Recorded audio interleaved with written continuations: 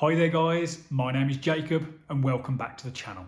Now in today's video I am going to run you through my January 2026 solar stats. And of course we're still in the middle of winter, so we're not expecting huge numbers, but my real question is, did January outperform December of 2025?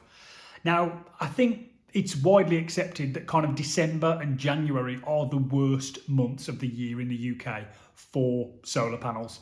And depending on who you speak to, some people will even say that solar panels just simply don't work in the middle of winter. And of course that is simply untrue, and my stats obviously prove that. But yeah, depending on who you speak to, some people will just have you believe they do not work at all. And you know, the sun doesn't come out much in the winter. I think we all know that. It's been dark, gloomy, rainy for what feels like weeks and weeks and weeks. But amazingly enough, you do still generate solar in those days and weeks. You know, you don't see the sun, but it does still work a very small amount. And that sometimes is enough to trickle through and cover your house load. You know, you're not going to charge an EV off it or export a load of electricity to the grid. But even just that little amount can be enough to support your house and ultimately keep your bills quite low. So definitely still worth having.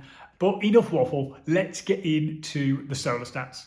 So total months generation for January of 2026 totaled out at 133.2 kilowatt hours. Now, if we compare that to December of 2025, then December was 116 kilowatt hours. So actually January for me ended up being roughly 14% higher than December.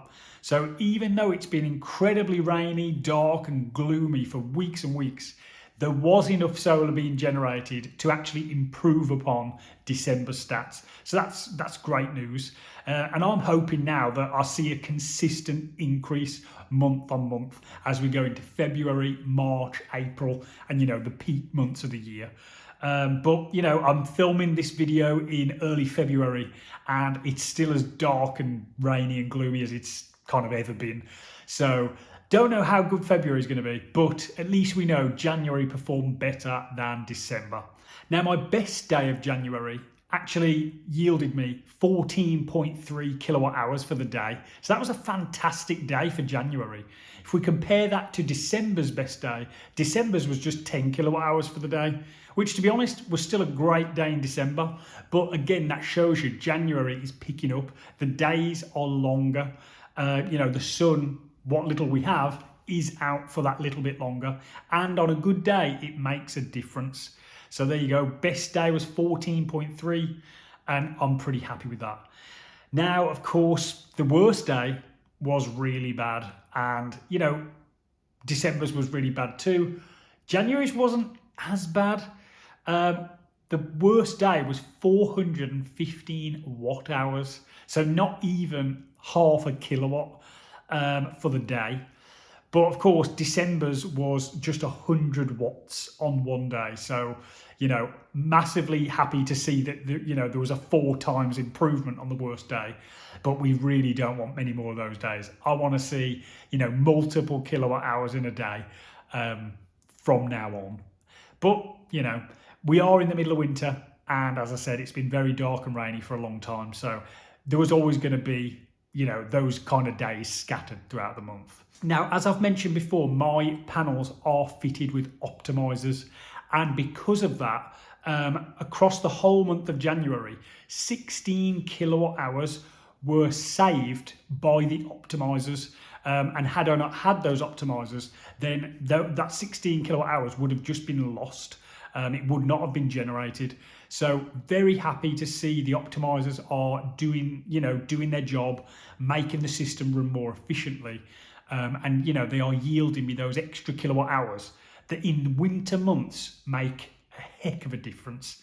You know, 16 kilowatt hours was roughly 12% of my entire month's generation. So, you know, it really does make a difference. 12% is, you know, it's quite a significant chunk if you ask me. So very happy to see the Optimisers performing as they should be. Now, when my installers put my system in, they said roughly my system would be able to generate about 4.5 megawatt hours. And you know what? I'd have been happy if that was the case. But thankfully, my system has actually gone way above that. And I've ended the first full year at 5.7 megawatt hours for the year. So, incredibly pleased with that. But, as a lot of other channels on YouTube have said, 2025 actually was one of the best, if not the best, solar year on record. So if you've had solar panels for quite a few years, 2025, by all accounts, would have been your best year. With a bit of luck, I guess, for me, 2025 was actually my first year with solar panels. So incredibly enough, it's been an amazing year to have solar panels installed. Now going forward, I don't really know what that means. Is it going to be that 2026 is worse than 2025? And, that will be a little disappointing. But of course, if 2025 really was as good as people say, then I guess my expectations for the year ahead have to be, contained a little bit. I can't think we're gonna smash through 5.7 this year. But if we could get in the fives, 5 megawatt hours or above, I think that's got to be a fantastic achievement. So that's what I'm hoping for the year ahead. But of course, we'll see how that goes. The first couple of months of this year are not looking good. So, the rest of the year is going to have to really pick up and make the most of it. Right then, let's move on to my costs for January. So electricity costs, and as I always say, the standing charge is included, totaled £49.56. So that's all my electricity usage plus the standing charge. Now, as many of you know, I also now have an EV. So used to have a diesel car, I got rid of that and swapped it for an MG ZS EV. And out of that £49 figure for electricity for the month, approximately £15 of that was for charging my EV. And that £15 roughly equaled 600 miles driven for the month. It is just so cheap to run. It is ridiculous. I did a rough calculation, and if I was still driving my old diesel car, that same amount of miles would have roughly cost me about £80.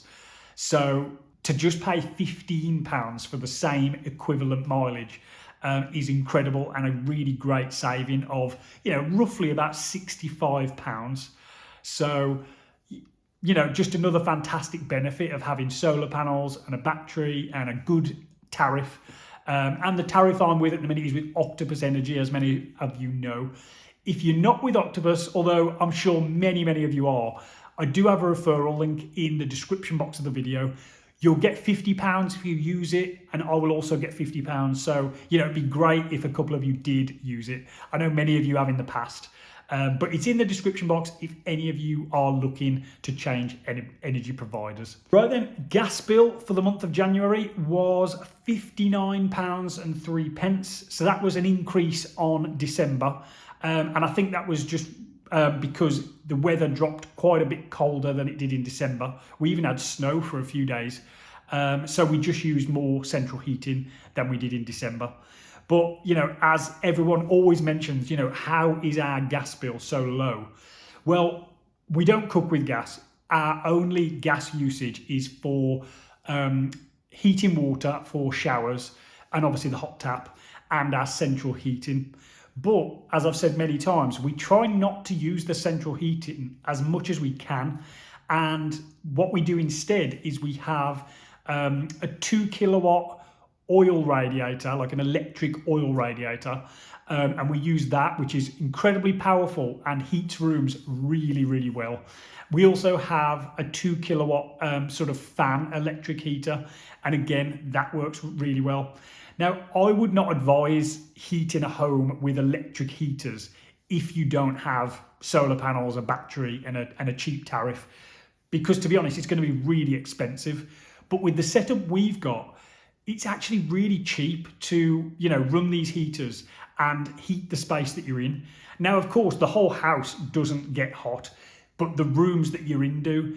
Generally speaking, I spend a lot of time in the kitchen where I am now, and I spend a lot of time in my living room. So those are the two spaces that we make sure are nice and warm to be in. And the rest of the house can kind of just be whatever temperature it is, not that bothered, to be honest. We do move the heaters around, so of course if we're spending more time in the bedroom or whatever, then we'll heat that room up.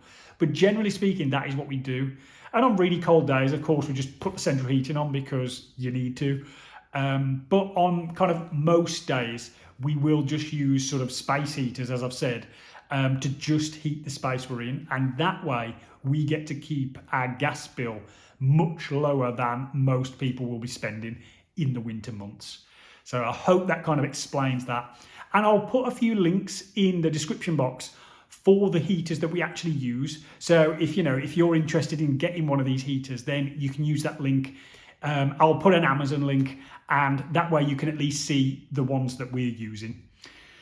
Right then, so export income for the month of January. Well, as I mentioned, it's not going to be great. It's a pretty small figure, but export income totaled £16.71.